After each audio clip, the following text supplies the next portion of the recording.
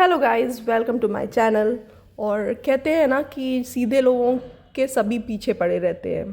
तो ये जो तीन देवियां हैं, ओप्स सॉरी, तीन देवियां नहीं, तीन चंडालिका जो है, हांसी, हल्का और भाभी जी, ये अंकल आंटी के पीछे इसलिए पड़ी हैं क्योंकि उनको पता है कि वो बूढ़े हैं और उनको ज़्यादा देर तक वो सरवाइव नहीं कर पाएंगे उनके प्रेशर, और कहीं ना कहीं वो टूटेंगे और मुझे सारी प्रॉपर्टी मेरे हाथ कर देंगे। और वो बदनामी से भी डरते हैं। तो हर इज़्ज़तदार इंसान जो है वो बदनामी से डरता है। वो सोशल मीडिया में इसीलिए अंकल आंटी नहीं आते हैं। उन्होंने अपना चैनल, अगर आज ही चाहे अंकल आंटी अपना चैनल खोले तो अंकल आंटी का चैनल जो है एक दिन में मोनेटाइज हो जाएगा। मगर वो अगर पैसे के पीछे होते तो अभी उन्होंने अपना चैनल खुलवा लिया होता। उनके घर में ऑलरेडी एक यूट्यूबर है, अंशु है, वो यूट्यूब खोल के दे देती और अंकल आंटी रोज़ एक एक वीडियो डालते हैं। मगर वो इज़्ज़तदार लोग हैं, वो इस तरह की काम नहीं करते हैं क्योंकि उनकी एज भी हो चुकी है। वो अपने घर की जो कलह है वो पब्लिक में नहीं लाना चाहते हैं। और हर सेंसिबल इंसान ऐसा ही करता है, अपने घर की जो नेगेटिव चीज़ें होती हैं वो बाहर लोगों के सामने नहीं लाना चाहते हैं। मगर जो भाभी जी हैं, वो हैं पैसे की भूखी, और उनका जो ख़ानदान है वो भी पैसे का भूखा ही है। तो उनको कहीं ना कहीं ये लगता है कि मैं अपनी घर की कलह भी लाऊंगी और मुझे तो सिंपैथी मिल जाएगी। मैं तो एक औरत हूँ, अबला औरत, मेरी दो बेटियाँ हैं, मेरी दो बेटियों पे भी नाम पे मुझे पैसे मिल जाएंगे, व्यू मिल जाएंगे, और लोग मुझे लाइक करेंगे और मुझे सब्सक्राइब भी करेंगे। तो ये पता नहीं है कि जो भाभी जी हैं, अपना रपना जो भी नाम है, तो वो जो है वो ये नहीं समझती है कि जिस तरह की वो इमेज अपनी शो कर रही है, कोई अच्छा इमेज शो नहीं कर रही है। जो अब ये भी देखिए कि उनको लाइक कौन कर रहा है, कौन सपोर्ट कर रहा है। ये जो हल्का है या हांसी है, वो किस तरह की औरतें हैं?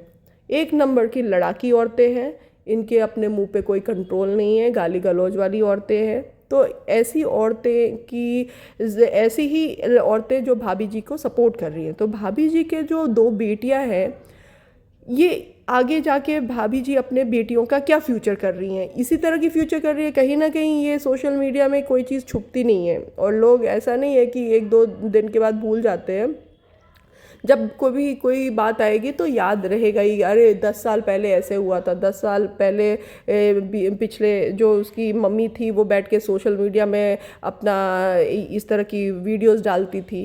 अपने सास ससुर को इतना परेशान करती थी कि उनको परेशान करने के चक्कर में अपने ही गंदे फोटोज़ डाले किसी चैनल पे और उसके बाद डिलीट कर दिया। तो इस तरह की इमेज करके अपने बच्चों को कोई अच्छा फ्यूचर नहीं दे रही हैं भाभी जी। अगर अभी लग रहा है भाभी जी को पैसे, भाभी जी को कोई भड़का रहा है कि नहीं तुम ऐसे करो और तुम्हें पैसे मिलेंगे, तुम्हें प्रॉपर्टी मिलेगी, मगर वो जो भड़का रहे हैं उनको व्यू का सिर्फ है।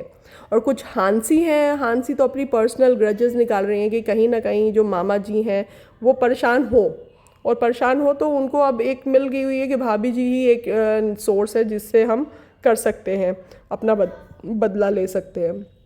तो ये सब औरतें भाभी जी को यूज़ कर रही हैं, और भाभी जी भी कोई बच्ची तो है नहीं। भाभी जी तो इतनी सारी कांड कर चुकी हैं, इतने एलिगेशंस लगा चुकी हैं। जो बच्चे होते तो वो एक बार सोचते भी अरे ऐसे बोलूँगा तो बहुत बुरा होगा ना, भाभी जी ने कोई कसर नहीं छोड़ा। तो अब ये चीज़ आती है कि हम ऐसे जो भाभी जी को सब्सक्राइब करते हैं, लाइक करते हैं, उनके वीडियोस देखते हैं जो कि अपने सास ससुर को रख तक नहीं पाए। अभी जब बच्चे, उनके दो बेटे चले गए और जो बूढ़े बूढ़े माँ बाप हैं, उनकी रिस्पॉन्सिबिलिटी कौन थी? भाभी जी को उनकी रिस्पॉन्सिबिलिटी संभालनी थी। तो भाभी जी तो अपना पूरा बोरिया बिस्तर बांधी और निकल पड़ी अपने घर, क्योंकि भाभी जी को तो अपने सास ससुर की रिस्पॉन्सिबिलिटी ही नहीं संभालनी थी। तो भाभी जी इस तरह की चीज़ें करके दुनिया वालों को क्या समझा रही हैं? कल को उनकी भी बेटियां बड़ी होंगी, उनकी भी बेटियां किसी के घर जाएंगी, तो लोग जिनके घर शादी के लिए जाएंगे भाभी जी, तो वो तो यही कहेगी अरे इसने अपने सास ससुर को नहीं संभाला, या हम इसकी बेटियां भी तो अपनी माँ को ही पड़ी होगी, तो उसकी बेटी क्या पता वो भी ऐसे ही करे हमारे साथ, तो हम तो नहीं शादी करेंगे। और रही बात दूसरी, जो हल्का मैडम है, वो हर वक्त यही कहती हैं कि अंकल आंटी ने मारा अपने बच्चों को। अपने तो कौन अपने बच्चों को मार सकता है? क्या हल्का अपने बेटे को मार सकती है? क्या ये जो अपना है, ये जो भाभी जी हैं वो क्या अपनी दो बेटियों को मार सकती हैं?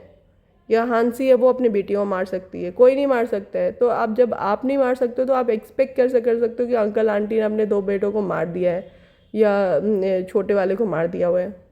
तो थोड़ा अपने ज़बान पे कंट्रोल रख के बात किया करो। ऐसा नहीं है कि आपके पास सोशल मीडिया आ गया है, आपके सब्सक्राइबर आ गया तो आप जो भी बकवास गंद बकोगे और लोग सुनने के लिए बैठे हुए हैं। आप तो वैसे ही हल्का तो वैसे ही बदनाम है अपने गलत कारनामों के कारण। ये कुछ दिन पहले डाली हुई थी किसी चैनल पे, अपनी दुखड़ा रो रही थी कि इसको परेशान किया गया, ये प्रेग्नेंट थी और इसको वहाँ से घर से निकाल दिया गया। ऐसी औरतों को कोई निकाल सकता है? ऐसी औरतें सिर्फ ड्रामा कर सकती हैं, सोशल मीडिया में नाच सकती हैं कि अभी मेरे साथ ऐसा बुरा हुआ है, ये हुआ वो है। कोई इस तरह की कोई चीज़ नहीं कोई करेगा ऐसी औरतों के साथ तो फ़िलहाल ही। तो ये जो अबला नारी बन के जो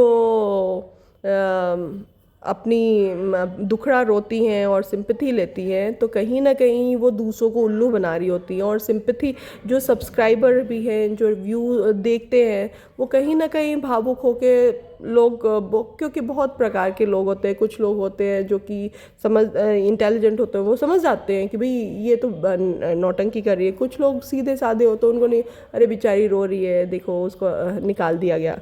मगर पूरी स्टोरी जब पता चलती है तब पता चलता है कि ये तो झुंड में किसी बूढ़े और बूढ़े लोगों को परेशान किया जा रहा है कि आज उनके एक भी बेटा अगर ज़िंदा रहता अंकल आंटी के, तो ये जो है इस तरह की होने ही नहीं देते।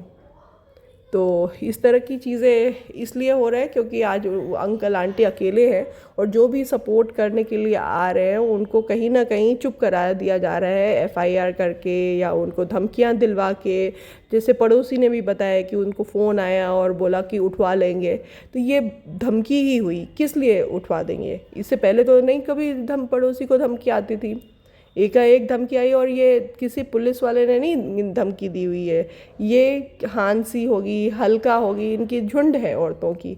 ये उन्हीं औरतों में किसी को बोल दिया होगा भाई फ़ोन कर दो ज़रा इस तरह की, और वो कर देंगी। तो दूसरा इंसान अगर सीधा था वो तो ये बोलेगा अरे पुलिस ने मुझे फ़ोन किया था।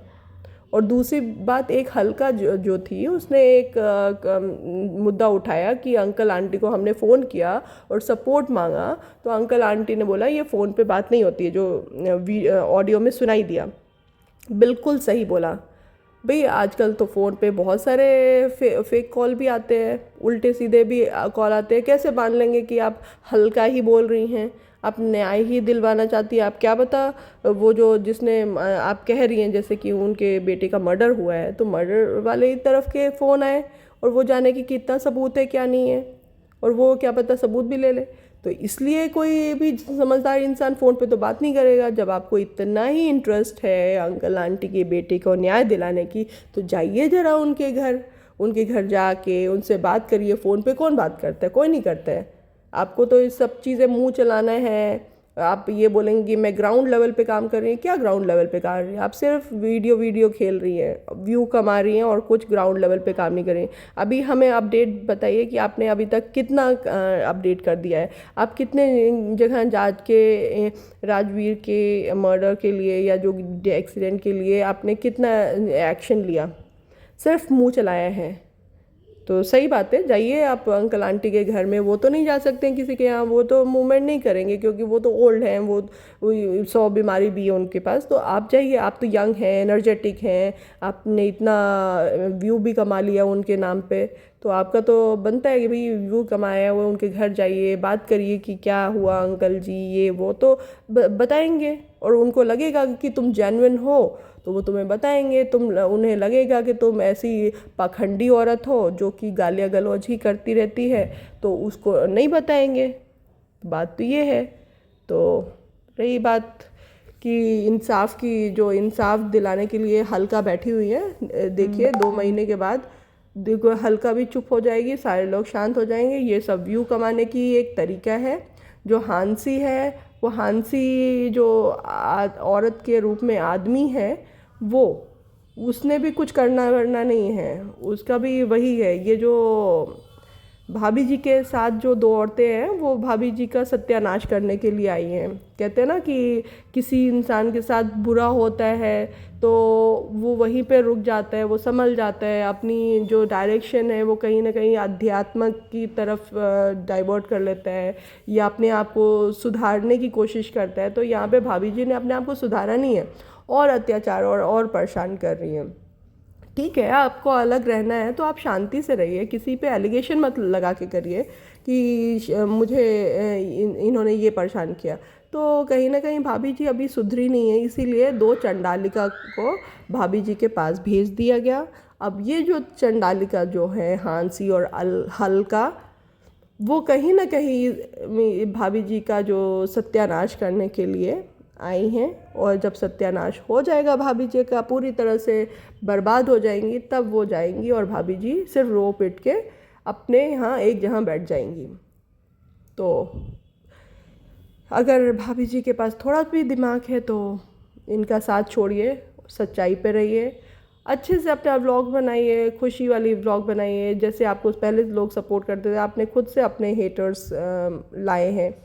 जब इतना ही था तो किसी को बुरा मत बोलिए, आप करिए काम अपने लेवल पे। अगर आपको चाहिए इंसाफ अगर तो चाहिए तो हाँ, मिलना चाहिए इंसाफ।